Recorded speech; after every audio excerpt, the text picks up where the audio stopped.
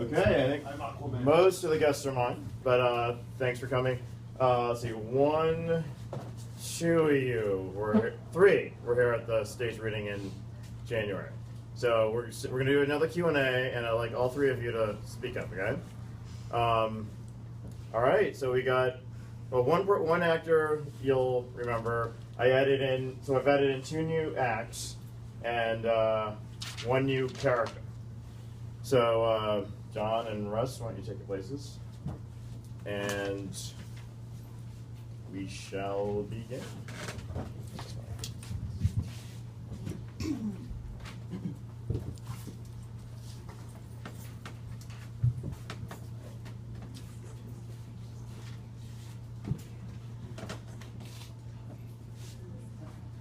Excuse me, are these seats taken? I just got bumped off the 9:30 train. I'm hoping to get on the next one. Me too, or me three, actually. Thanks, this is crazy with the weather and the Christmas crowds and everything. Can I sit and join you? I want to interrupt. Interrupt? No, we're all strangers here. Okay. Is it okay with you? Not no problem. Hi, I'm Ruth. Melissa Weber. Just call me Melissa. Why am I being so formal? And you are? I'm Jack. Are you going to New York? Boston. I'm from there, and I'm moving there for a semester. What is it with you coastal people?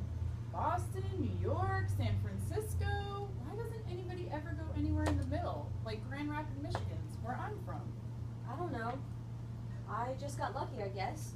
I got a semester fellowship, and I'll be living with my parents in Brookline. Not to be all DC, but what are you studying, Ruth? It's okay. I'm a child psychiatrist at GW, but I want to learn more about the policy side of things, underserved communities and such. How to get those kids treatment. Wow, making the world a better place. I'm basically a sellout. I do PR for a fracking firm. Excuse me, ladies. What will you be having this chilly evening? May I pour you some spiked eggnog to keep you warm? I need some Caribbean rum mixed with soda pop. I'm a cosmopolitan girl. Coming right up. Another Coke, please? Sure. So what about you? Dude, it's Christmas. You can take a break from the DC rat race. I'm gonna sit at Stafford. And now I'll either be on the train with you or back in the office. We haven't adjourned for the holiday yet. Gosh, that sucks. It's either go home for Christmas or come back in, we can't finish on time. Kinda. I'm just rereading these budget proposals. I think I'll make a deal tonight before we go home. Where are you going? You ask a lot of questions. I know, I'm social like that. I'm interested in people. But if you don't want to tell me, that's fine. I'm going to my godmother in Jersey. Stamford, Connecticut. My parents are there, and my soon-to-be fiance goes to school in New Haven. Another privileged New Englander. Just say she goes to Yale. New Haven. It's just simple to say that to people. When will you pop the question to your soon-to-be fiance? In about 24 hours. First dinner in Midtown, then I'll take her up to the top of the rock, crack open this little box. A true Christmas Eve miracle. What does she mean to you? How'd you meet her? Now you're the one asking all the questions. I know. I get curious about this stuff. What makes a man want to commit his life to a woman and only have kids with her? How many questions are we up to? I don't know. Just answer them. Annie and I met. Go on. We met in high school. I didn't really know her, but we reconnected at our 10-year reunion. How old are you? I'm 34. We're starting in grad school here at Georgetown. She was working on the Hill, so we were in the same city. We kind of just started dating eventually. She left for New York when we were 31, and I thought that would be the end. We just kept seeing each other, and our quality time got better and better. Why her? I just said. I just love talking to her, being with her. I just feel better when I'm with her. We showed up as an item last year at our 15th reunion. We've been having to talk ever since. And you have the same life goals? Well, yeah, complimentary life goals anyway. My parents are still in Stanford. Her mom still is. Her dad passed away. Here's your rum and coke, and a Cosmo for you. And by the way, the key to marriage is that you mutually pledge to stay married, no matter what curveballs are thrown at you. That sounds like cogent marital advice. What's your experience with things? I had my Lizzie for 27 years and lost her in May. Oh, no. I have to start some new Christmas traditions with the grandkids. Just passing some wisdom on to the three of you. For sure. Thanks so much. Damn, girl. I love Cosmo. I need to get loosened up. Anyway, Annie sounds wonderful for you, Jack. I can tell she brings a lot of virtuous qualities in you. Well, you are a shrink. So you guys, how do you find dating in DC? I'm 36. I just don't meet that many people who are relationship oriented on the East Coast. It's a town of overeducated Peter Pans. People still date and hook up and hang out in their cliques like they did right out of college. Like when they're 40. I've been out of the game for a few years. I don't know anything about dating or social media or these location-based hookup apps. Besides, by now, all the free networks know each other. I'm 31, and by the way, the East Coast isn't so bad. I lived out in the Bay Area, and nobody gets married out there. I'm open, but with school and work, nothing's really worked out. Let me guess. You have more degrees than long-term relationships? Yeah. It's different than the Midwest. My friends from high school have kids and are on their second marriages. My brother is a grandpa already. Gotta love the East Coast institutions, where the good genes go to die. You haven't been to the West Coast, have you? Last year, I don't think there were any recorded births to educated couples in San Francisco. Anyway, thus far, what you've wanted out of life are things best done alone. Look, it's like this. When we were 18, out of high school, everyone was standardized. Then those who went to college and grad school and careers and such, they just become more specialized and harder to match. I've never heard it put like that. I just thought Ivy League types think there's always someone better for them. Ivy League types? I went to Cal and Duke, so I'm not sure if I fit your stereotype. Where are you going now? Harvard? Yeah, well, anyway, I just want to connect and have someone who understands me. Do you wish you were married to one of your old boyfriends on the East Coast? I don't know. Looking back, not really. I used to date a lot. Basically a boyfriend by committee. But all these DC guys, staffers, lobbyists, they're so full of themselves. Relationships can't work. Where do you meet these guys? Online. Sometimes I get asked out at happy hours. But now all my social networks have become one big circle, and thus my dating pool has become one big Facebook group. Context matters in meeting people. Annie and I got close and romantic when we spent a weekend in a ski cabin with mutual friends. We got to cook and eat together, and I got to know her in a homey, domestic situation. Totally. Domestic context is good, but still, men here have so many women.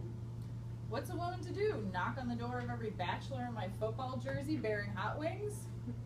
I like how you think. Kids, you're killing me, man. Sorry to eavesdrop, but the key to relationships is that you both feel like you have a regular audience with each other. I'm a bartender. I see a lot. People talk about trust and communication. It is about trusting that the communication will occur regularly. Thank you. And another Cosmo? What does your girlfriend do? What she does is radiate warmth and sage wisdom about people.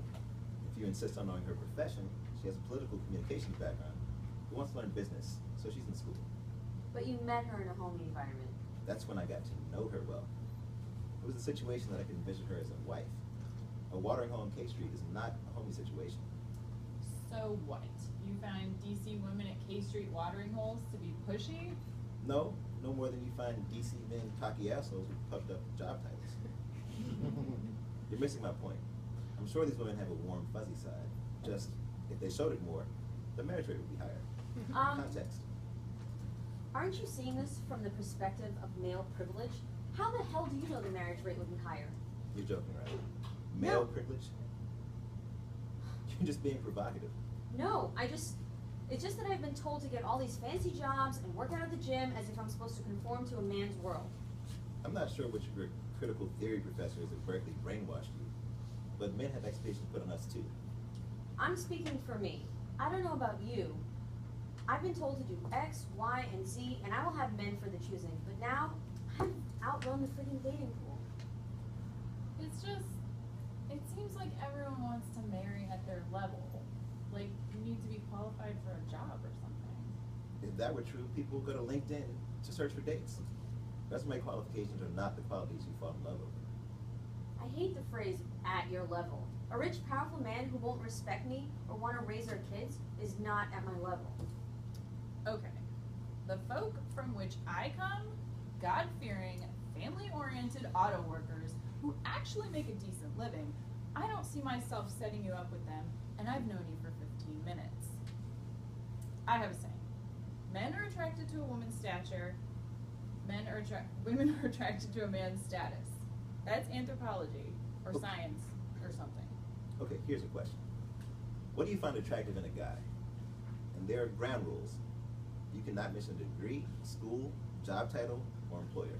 I like that question. But what's your answer? Personal qualities that turn me on are public service and charity. Someone who's actually working for a communal cause. And respect me as a woman. Can't mention his job. No college name dropping. I like guys who are chivalrous. I want him to be athletic and tough. Ambitious. Does fathering a child into a decent human citizen sound as an ambition? Yes.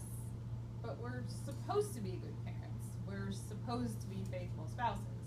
That's par performance. And I'm sorry, but there's a standard of living that I want. You all do. Well, more important than standard of living is quality of life. An old boyfriend who broke my heart last week used to make me feel actualized with him. We volunteered with children and traveled to 3 continents. In all honesty, Ruth, what you guys did together cost money. Cosmo, my dear, You know, take your time downing it. Guys, words like at your level and college educated should be taken as metaphors. I didn't finish college, but I know that it's largely about socialization. The more common your life experience, the less communicating you need. Wow. You're deep, man. Honestly, one of the key relationship decisions is if you want to stay in DC. Totally. I mean, like my mom's always telling me, there's plenty of men back in Michigan. Do you like it here? I do. I just wish I had someone to share it with. But then I don't have any family around, which would be nice as I want kids. Maybe you will have family around. Seriously, who is actually from here? They exist. Out in the burbs, I guess. But I love the city.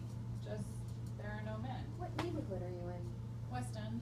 Northeast, in between Noma and H Street. A true trailblazer, aren't you? I just think we should want to mix with other people. It's very diverse, racially and economically. I hope it stays that way. Come on, aren't you the change you rail against? You're raising their rents, closing their dollar stores, making them feel like outsiders. Huh? I live in a building where no one was living before, but I go to the neighborhood meetings and ANC meetings to work to preserve the character. I'm sorry, there's nothing wrong with gentrification. Anyone can live wherever they want. It's called the Fair Housing Law, plus the laws of economics. I moved almost 300 miles to this place. It's okay to move 3 miles across town. You still had more social capital, more money, more education, and more access than these people being uprooted. They have less chance to get your job since they don't even have a senator, and they live here. For renters, there's rent control. For homeowners, there's equity loans, or renters to rent your house to. They get bought out. That's an economic bargain they make for themselves. They're desperate, and that's a Hobson's choice. That alcohol is working wonders for you, Ruth. I just get passionate. Is there some latent guilt coming out? Because if so, you're not doing anything wrong. I chose to get an apartment there because it's a good mix of who makes up Washington, D.C. And I just like the challenge. We need to work to maintain the culture and character of the place. Maintain the culture and character of the place? That's a phrase I hear from the old homeowners in my town, Connecticut, with all these immigrants in their new restaurants. That is such a false equivalence. Do tell. Guys, stop. I'm sure like most professionals, you aspire to be on Crossfire, but it's Christmas. We're at a bar, chillin'. Oh boy. The problem with gentrification is how it's framed. Calling some folks gentry makes folks like me feel low class and worthless. Yes. Do you guys plan to buy?